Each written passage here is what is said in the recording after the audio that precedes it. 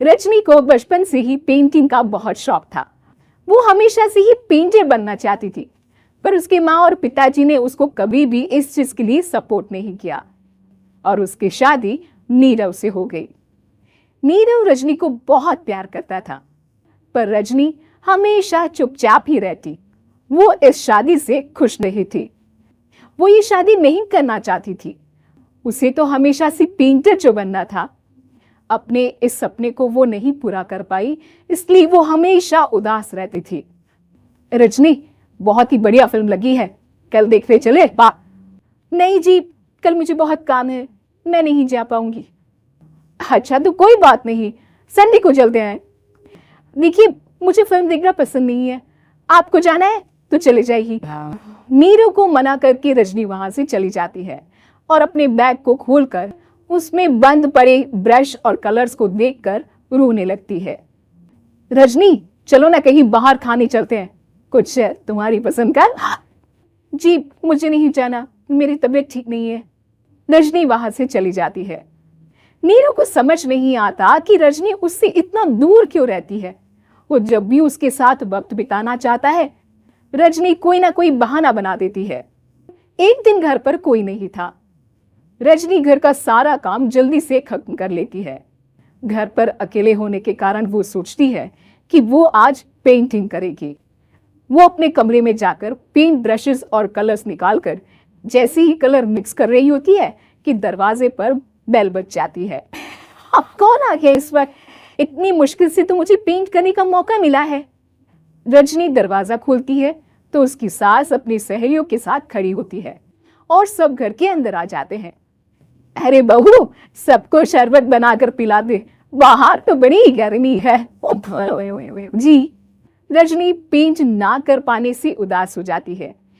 उसे गुस्सा भी आ रहा होता है कि उसने इस शादी के लिए हाँ क्यों कह दी। वो रसोई में जा रही होती है कि उसकी सास उसे रोकती है। बहू, सबके खाने का भी इंतजाम कर लेना, आज का लंच तो ये सब यही करेगी। हाँ। रजनी बिना कुछ कहे रसोई में चली जाती है। सबके लिए खाना बनाती है। सब खाना खाते हैं और रजनी घड़ी देखती है कि ये सब कब जाएंगे ताकि वो अपनी पेंटिंग कर सके। जब शाम होती है तब सब चले जाते हैं अपने घर। अरे बहू, सब तेरे खाने की तो बहुत तारीफ कर रहे थे, सबको बहुत अच्छा लगा खाना। आपको मुझे सुबह बताना चाहिए था ना कि आपकी सहेली आ रही है।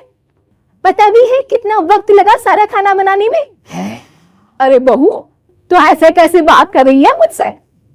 तो और कैसी बात करूं? मैं इस घर की कोई नौकरानी नहीं हूं कि इतना काम करूंगी। रजनी अपने कमरे में जाकर दरवाजा बंद कर लेती है।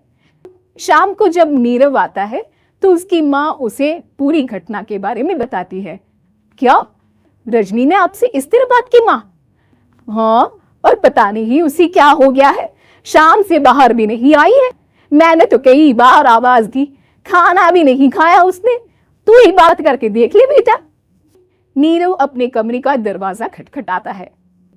रजनी, दरवाजा खोलो, मैं हूं।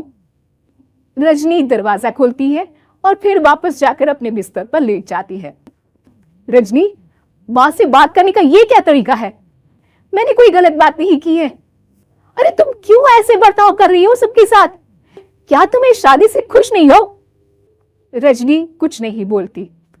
नहीं, बताओ मुझे रजनी, क्या ये शादी तुम्हारी मर्जी के खिलाफ हुई है? हाँ, मैं ये शादी कभी नहीं करना चाहती थी। तुमसे क्या, मैं किसी से भी शादी नहीं करना चाहती थी। रजनी रोने लगती है। चुप हो जाओ रजनी, बताओ मुझे, तुम क्यों नहीं करना चाहती थी शादी? रजनी बेड के नीचे से अपने पेंटिंग्स, कलर्स, ब्रश, पेपर्स निकालती है। इतने में उसकी सास भी कमरे में आ जाती है। ये देख रहे हो, ये थे मेरे सपने।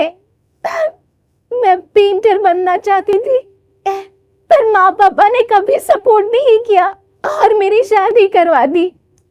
मेरे सारे सपने टूट गए। हर वक्त बस गुस्सा आता रहता है मुझे। मैं जानती हूँ कि आप लोगों की इसमें कोई गलती नहीं है, पर मैं क्या करूं, मुझे समझ में नहीं आता।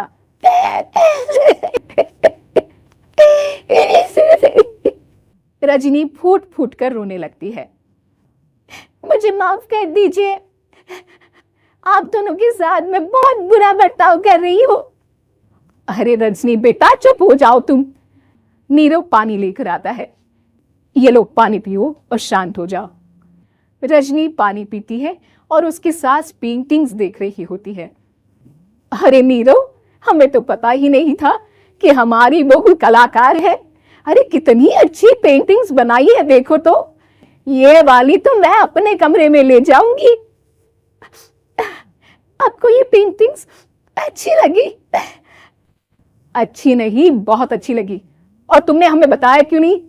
तुम जब चाहे पेंटिंग कर सकती हो रजनी। हम तुम्हारे सपनों को पूरा करने में तुम्हारा पूरा साथ देंगे। हाँ बेटा, हम कला की कद्र करते हैं।